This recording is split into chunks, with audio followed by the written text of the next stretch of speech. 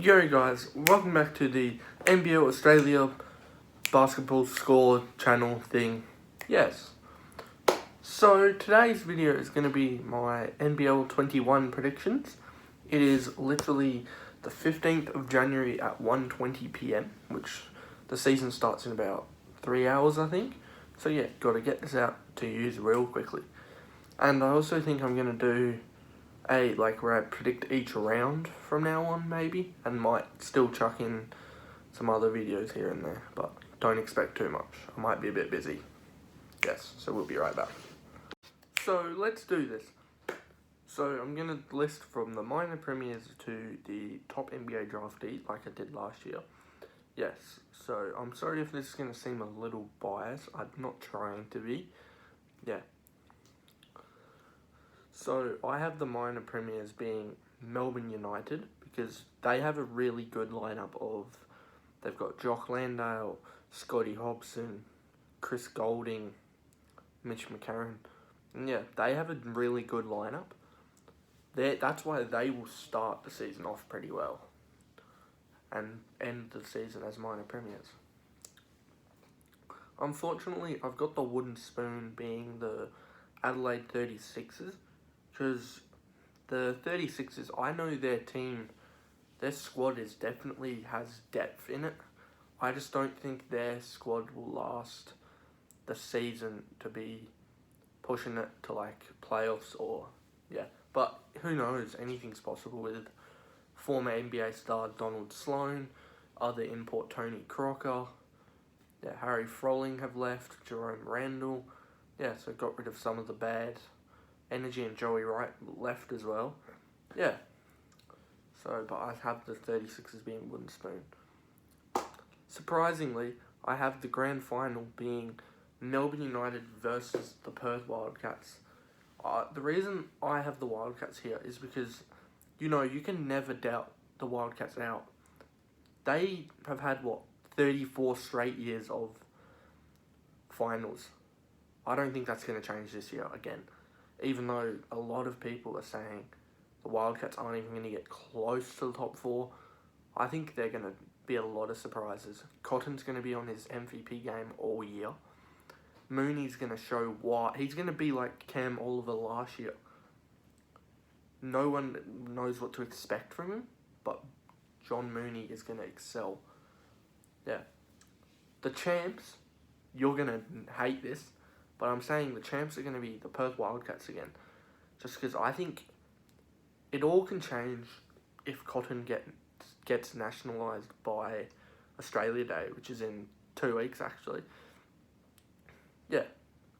So, if he gets nationalised, Plumlee might come in, or we might bring a small forward or someone in. Yeah. But I think the Wildcats are definitely going to be able to contend again this year, even though the team isn't as good as last year, losing to Rico, putting in Todd in his place, which Todd can be inconsistent, but he can definitely be good. You've got Nick Kay, who we've got John Mooney for that. Yes. Yeah. So, my finals MVP is going to be Bryce Cotton, who he's just going to show that where his level can step up another level. Yeah. The reason I have him there is just because this is all dependent on him having citizenship somewhere through the year. Because if he doesn't, I don't exactly see the Wildcats making the grand final, but they still can. Yeah. So the top four is going to be Melbourne United in first, the Perth Wildcats in second, the Cairns Taipans in third, and the New Zealand Breakers in fourth. Look at that. There's no Sydney Kings, no the Hawks. There's no Illawarra Hawks. It's actually called the Hawks now. Yeah, no Southeast Melbourne, no Brisbane Bullets, no the Hawks. It could all definitely be a close season. I just think those are the four teams that have partly the most stacked and functional lineups together.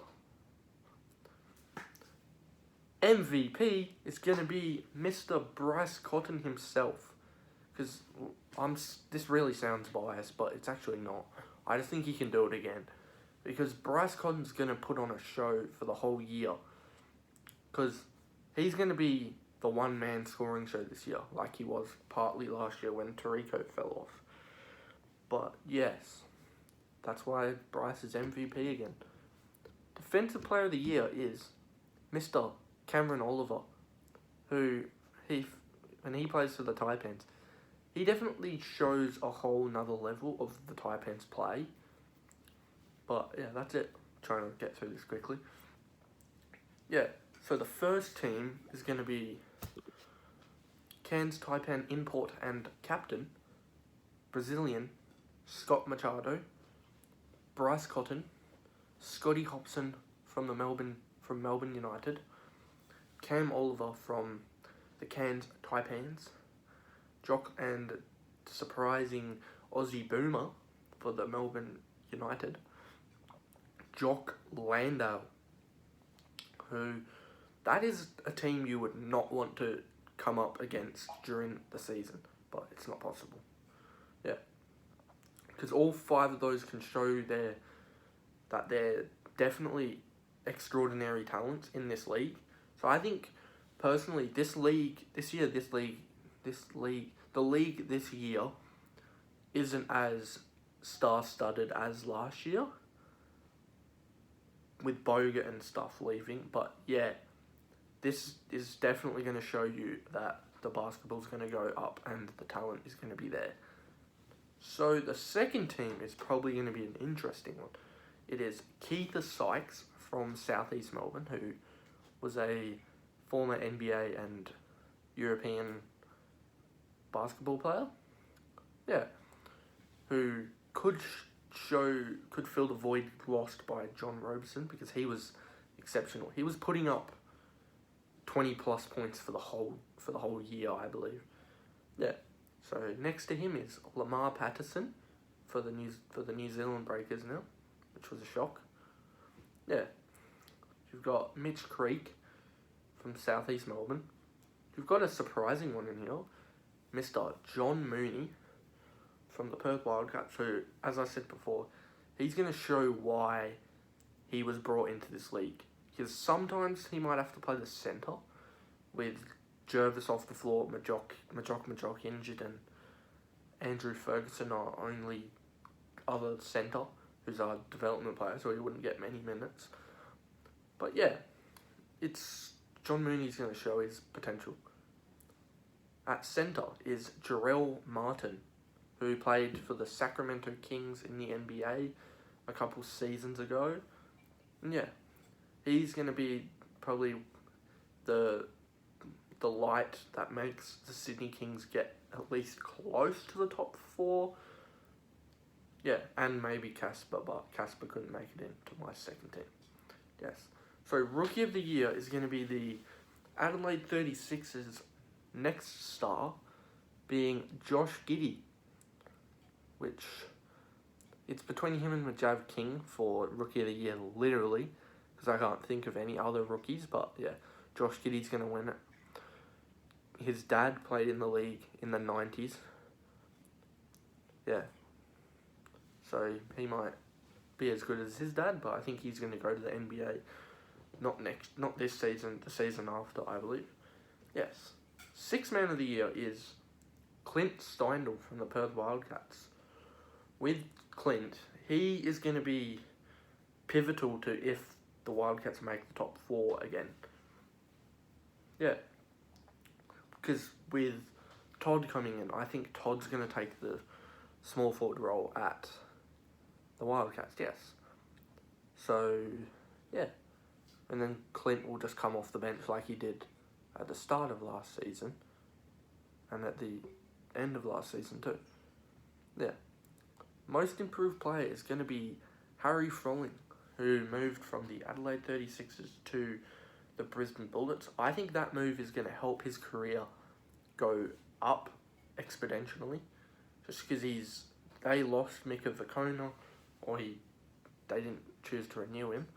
So yeah, you've got Harry Froling, who is going to help their forward stocks when Vic Law and Orlando Johnson need to be a bit, their play isn't as good, yeah, they would have someone else there. Yes. Coach of the Year is probably going to be an unlikely one, but I think Trevor Gleeson is going to be Coach of the Year finally, hopefully. Yeah, he's just had he's won 5 championships with the Perth Wildcats, and he still hasn't won a champion, and he still hasn't won a Coach of the Year. Yeah. So let's hope that changes this year. If not, I will probably say it could be Dan Shamir from the New Zealand Breakers, because their team wasn't as good last year, but they could make the rise again. And yeah, the top NBA draftee is going to be Josh Giddey.